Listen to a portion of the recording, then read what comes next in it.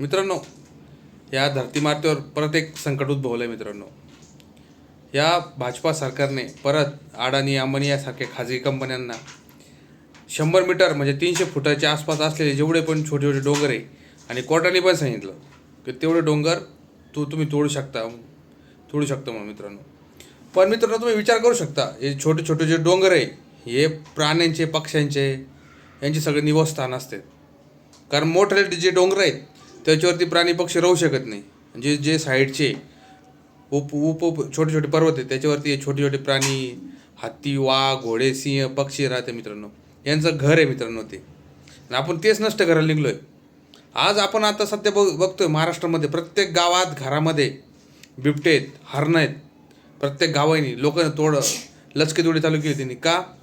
कारण आपण त्यांच्या निसर्गावरती, त्यांच्या घरावरती ते आपण घात घातला आहे.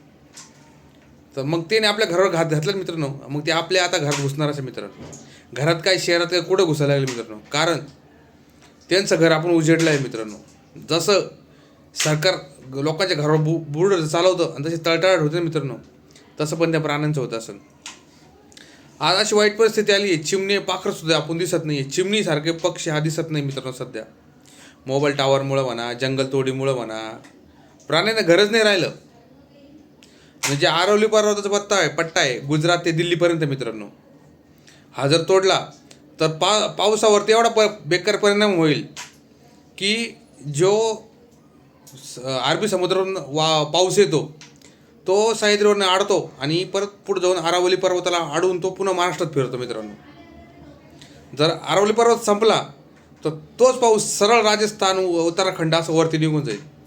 म्हणजे आपला महाराष्ट्र, विदर्भ, मध्य प्रदेश या भागात पाऊस पडणार नाही मित्रांनो, दुष्काळ येईल. कारण आपल्या चारही बाजूनी डोंगर आहेत मित्रांनो, याच्यामुळे आपल्याला बऱ्याचशा गोष्टी थांबल्या आहेत. राजस्थानमधनं येणार वाळवंटाचे जे वारं आहेत किंवा जे वाळवंट सरकते ते अरावली पर्वतामुळे थांबलं आहे मित्रांनो. आता तेच वाळवंट पुरं सरकून जाईल जर ते डोंगर जर तोडले तर. अशी वाईट परिस्थिती होईल.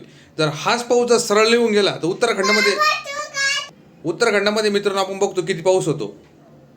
हा पाऊस अरावली पर्वतामुळे तरी पण मार्ग थांबतो मित्रांनो, वारे आडले जाते पावसाचे. ते जर थांबले नंतर भयंकर, म्हणजे उत्तराखंड वर तर चंदीगड काही शिल्लक राहणार नाही मित्रांनो, अख्खं खंगोळून जाईल. आणि ते म्हणजे आपला महाराष्ट्राचा पाऊस डायरेक्ट संपून, जो सुरुवातीचा जो पाऊस आहे जून जुलैमधला, तो पाऊस महाराष्ट्रात होणार नाही. कारण सगळं जे वार आहे ते सरळ निघून जाईल, त्याला कुठं अडथळा जाणार नाही. जो आपण म्हणतो नाशिकवरनं पाऊस येतो तर त्या आडून ते वार नाशिकवरनं आपल्या खाली फिरतं मित्रांनो. अशी वाईट परिस्थिती होईल. आणि राजस्थानचं जंगल नाही, सॉरी, वाळवंट हे पूर्ण भारतभर, दिल्ली सगळीकडे पसरून जाईल आणि नष्ट व्हायला चालू होईल. मित्रांनो, आपल्याला जाऊ द्या, आपण तर तसे पण थोड्या दिवसांनी आपण तर ठॉईच होणार आहे. कारण आपली लोकसंख्यालाही वाढत चालली आहे आणि त्याच्यामुळं निसर्गाचं पूर्ण संतुलन बिघडत चाललं आहे. आणि प्राणीमात्रांच्या जातीच्या जाती आणि त्यांच्या पेशी नष्ट होऊ राहिले मित्रांनो. कशामुळं? या सरकारच्या धोरणामुळं आणि याच्यामुळं मित्रांनो. म्हणजे असे काही ठिकाणचे व्हिडिओ बघितले जंगलाचे, की हजारो लाखो जंगल डायरेक्ट ते मोठ्या क्रेनने डायरेक्ट भुईसपाट करून राहिले. आपलं तापमान जर बघितलं मित्रांनो, आता 40, 45, 50 डिग्रीच्या आसपास जाऊ राहिलं उन्हाळ्यामध्ये. जे उन्हाळ्यात नॉर्मल वातावरण आपलं 30-35च्या आसपास राहायचं. मला लहानपणी मला आठवतं. मी आता सध्या पुण्यात, मला झालं 7-8 वर्ष झाले मित्रांनो राहायला. पुण्यात स्टार्टिंगला एवढं थंड होतं, पण मला 8-10 वर्ष एवढा फरक वाटायला लागला की हिवाळ्यातसुद्धा पुण्यात थंडी वाजायची बंद झालीत. हिवाळ्यातसुद्धा आता मुंबईसारखं वातावरण पुण्यामध्ये व्हायला लागले.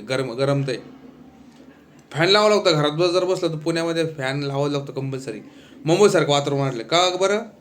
तर तापमान वाढलं आहे, प्रदूषण वाढलं आहे. असे वाईट परिणाम होऊ राहिले मित्रांनो. आणि तरी तिथल्या लोकांनी चांगलं आंदोलन चालू केलं आहे सरकारविरुद्ध. तर काय सरकार माती खातं का काय खातं देव जाणे मित्रांनो. पण अरावली पर्वताची आणि जसं आपल्या नाशिकमध्ये पण चालू आहे विषय, अशा हजारो लाखो ठिकाणचे जे झाडतोड आहेत, वृक्षतोड आहे, ती थांबली पाहिजे मित्रांनो. मी तर म्हणतो प्रत्येक गावामध्ये जे 5-5, 10-10 एकर गायराने, तिथं झाडाची लागवड झाली पाहिजे.